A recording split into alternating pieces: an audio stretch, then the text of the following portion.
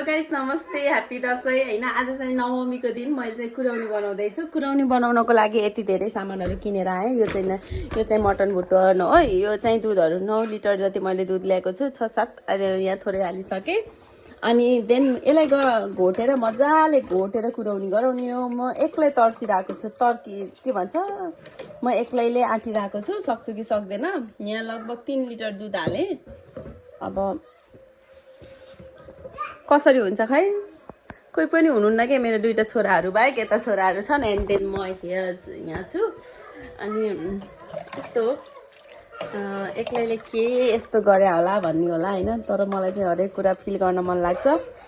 And then यहाँ चाहिँ मेरो पूजा गरेको यी नवरात्रि पूजाका मेरा सबै चिजहरू यही हुनुहुन्छ। यति बेला चाहिँ कति धेरै मिस हुन्छ नि त आफ्नो घर फ्यामिलीहरू।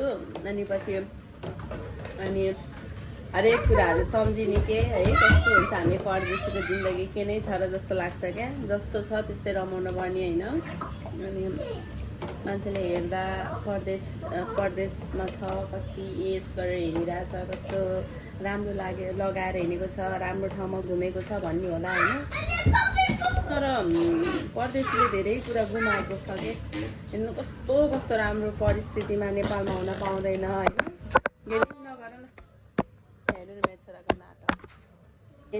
नेपाल जान पाउनु नै हामीलाई ठुलो चाडबाड जस्तो लाग्छ क्या, हामी परदेशमा भएकोलाई होइन। देन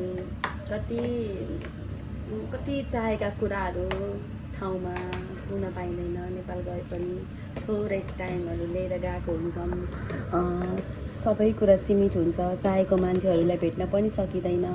देन अनि मलाई भेटेर गइले भनेर मन दुख्ने चित्त दुख्ने कुराहरू हुन्छ होइन। समय परिस्थिति कस्तो आइदिन्छ कति बेला होइन, त्यस्तो हुने क्या।